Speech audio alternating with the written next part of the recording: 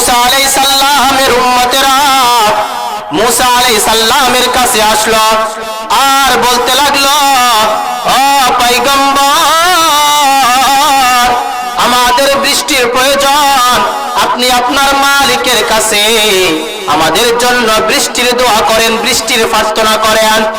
আল্লাহ রাব্বুল আলামিন मूसा আলাইহিস সালামকে জানিয়ে দিলেন, ও मूसा, তুমি তোমার উম্মতদেরকে জানিয়ে দাও আগামীকাল একটা সমাবেশের আয়োজন করবা।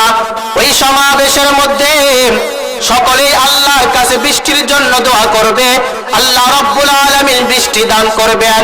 मूसा আলাইহিস সালামের কথা শুনে পরের দিন সবাই একটা সমাবেশের মধ্যে আয়োজন হলো আর সকলেই আল্লাহর কাছে বৃষ্টির জন্য দোয়া করলো, বলতে লাগলো, আই মালিক, আমাদের বৃষ্টির প্রয়োজন, আমাদেরকে আপনি বৃষ্টি দান করুন।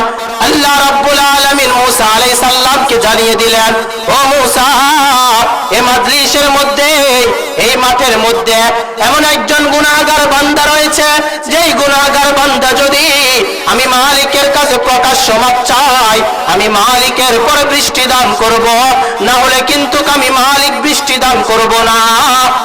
ওই মাজলিসের মধ্যে আল্লাহ জানিয়ে দিলেন, मूसा, এই মাজলিসের মধ্যে এমন একজন গুনাহগার বান্দা আছে, যে গুনাহগার বান্দা যদি আল্লাহর কাছে প্রকাশ্যে মাজলিসের মধ্যে মাপ চায়, আল্লাহ রাব্বুল আলামিন তখন তাকে মাফ করে আর বৃষ্টি দান করবেন।